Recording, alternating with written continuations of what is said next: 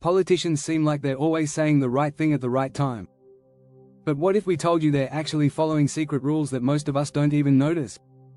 Here's a mind-blowing fact. In 2020, the average politician spent over $1.5 million on ads and media strategy alone to sway voters.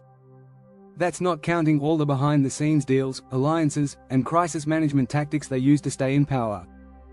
But here's the kicker: 70% of voters say they've made decisions based on a politician's soundbite or slogan, not the details of their policies.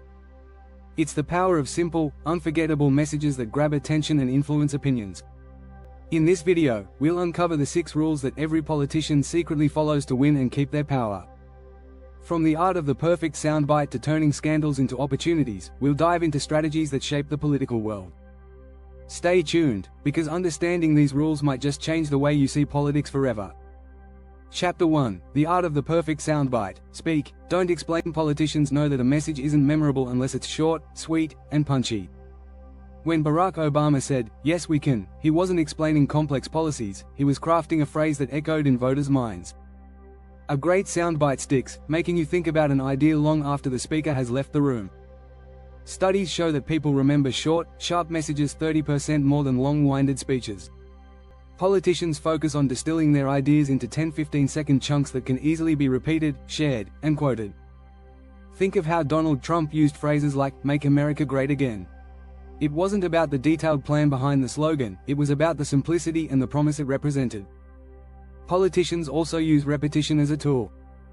The more they repeat a phrase, the more it becomes a part of the public conversation.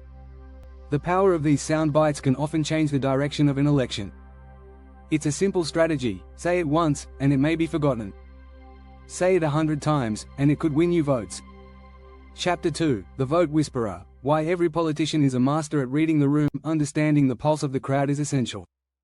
A good politician can sense when a group needs hope, reassurance, or anger to rally behind. In fact, one study from Harvard found that politicians who can identify emotional cues from their audience tend to be 40% more successful in connecting with voters. Bill Clinton, often called the master of empathy, could do this better than most. He knew when to deliver a personal story, when to make a joke, and when to give a serious speech. A key part of this skill involves non-verbal communication. A slight nod, a pause at the right moment, or even a purposeful silence can make the difference between gaining support and losing it. Politicians don't just talk, they listen, read body language, and adjust their message in real time. This skill helps them stay in tune with what voters need to hear, even when they don't know how to say it themselves. Chapter 3: The Invisible Hand. How political alliances are really formed. Political alliances aren't just about shared values, they're about mutual benefits. No one gets ahead in politics alone. Think about the alliances between Hillary Clinton and Barack Obama during the 2008 Democratic primaries. They weren't just about agreeing on policies, they were strategic moves to solidify power and ensure survival. A great politician knows when to reach out and when to create a bond, even with opponents. In Washington, these alliances often happen in the quietest of rooms, behind closed doors. A famous political strategist, James Carville, once said, "It's all about who you know and what they need." These alliances may involve backdoor deals, promises, and the subtle art of mutual trade. Interestingly, research by the Journal of Political Science found that politicians who build diverse alliances across party lines are 25% more likely to pass legislation. These alliances can be fragile. That's why politicians are always careful about who they trust, and even more careful about when they make their deals public. Timing is everything. If you're enjoying this video, don't forget to hit that subscribe button.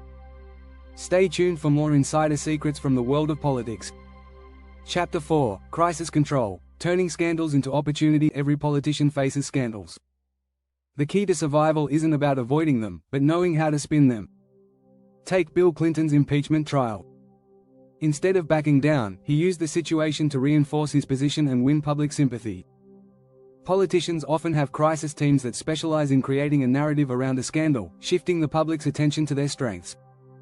In fact, a study by the American Political Science Review found that politicians who publicly admit mistakes are 35% more likely to recover and remain in office than those who try to deny or hide them.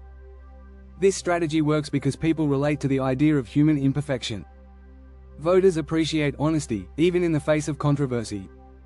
When a scandal breaks, the first step for any savvy politician is to stay calm.